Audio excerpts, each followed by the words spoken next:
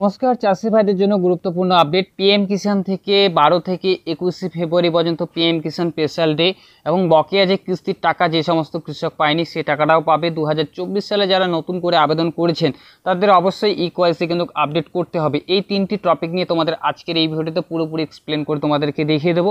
ইনফরমেশনটা যদি তোমাদের ভালো লেগে থাকে অবশ্যই একটু লাইক করবে, চ্যানেলে যদি নতুন হয়ে থাকো প্লিজ চ্যানেলটি সাবস্ক্রাইব করে বেল আইকন অন করে পাশে থাকবে। তো যে সমস্ত কৃষক বকেয়া কিস্তির টাকা পায়নি সেটা কিন্তু রিভিল করে দেওয়া হয়েছে। সেই যে টুইটটা করা হয়েছে এক্স হ্যান্ডেল থেকে তোমাদেরকে ফার্স্ট সেটা দেখিয়ে দিচ্ছি।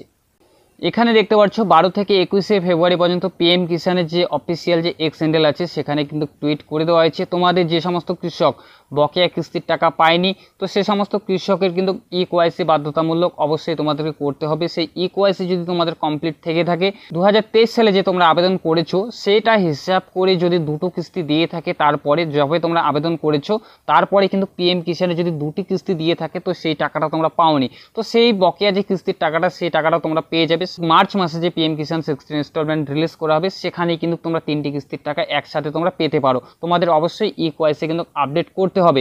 যে এখানে দেখতে পাচ্ছ যে ইকোয়াইসি তো বাধ্যতামূলক, বকেয়া যে কিস্তির টাকা সেটাও তোমরা পেতে পারো যদি তোমাদের ইকোয়াইসি কমপ্লিট থাকে। তো যে সমস্ত কৃষক বকেয়া কিস্তির টাকা এখনও পায়নি তোমাদের স্ট্যাটাসটা তোমরা অবশ্যই চেক করবে। ল্যান্ড সিডলিং সেটা ইয়েস থাকতেই হবে, আধার ব্যাঙ্ক অ্যাকাউন্ট সিডলিং সেটাও তোমাদের ইয়েস থাকতেই হবে, ইকোয়াইসি স্ট্যাটাস সেটাও তোমাদের ইয়েস থাকতেই হবে। এই তিনটি রাইটমার্ক তোমাদের অবশ্যই থাকতে হবে। 2024 সালে যে সমস্ত কৃষক আবেদন করেছে এবার তোমাদের অবশ্যই কিন্তু সেটা আপডেট করতে হবে, সেটা তোমাদেরকে দেখিয়ে দিচ্ছি। সমস্ত কৃষক নতুন করে আবেদন করেছেন তো সেই জায়গাটা তোমরা দেখবে ল্যান্ড সিডলিং যদি তোমাদের ইয়েস না থেকে থাকে অবশ্যই তোমরা সেটা আপলোড করে নিতে পারো। যে 12 থেকে 21 ফেব্রুয়ারি পর্যন্ত পিএম কিষাণ যে স্পেশাল ডে সিলেক্ট করা হয়েছে সেখানে তোমরা সিএসসি সেন্টার থেকে তোমরা আপলোড করে নিতে পারো। তো বেশিরভাগ যে স্ট্যাটাসটা আছে তো সেই জায়গাটা তোমাদের ইকোয়াইসি কিন্তু ক্রস চিহ্ন আছে, যেমন ল্যান্ড সিডলিং স্ট্যাটাসটা যে আছে তো এখানে দেখতে পাচ্ছ নো আছে। তো ইকোয়াইসি স্ট্যাটাস যারা নতুন করে আবেদন করছে সেই জায়গাটা কিন্তু তোমাদের স্ট্যাটাসটা দেখবে সেই জায়গাটায় ইকোয়াইসি কিন্তু নো লেখা আছে।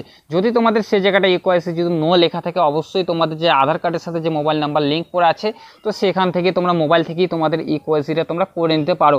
এবার হচ্ছে যেটা তোমাদেরকে বললাম 12 থেকে 21 ফেব্রুয়ারি পিএম কিষাণের যে স্পেশাল ডে সেখানে তোমাদের কি কি প্রবলেম তোমরা সলভ করে নিতে পারো সেটা তোমাদেরকে দেখিয়ে দিচ্ছি।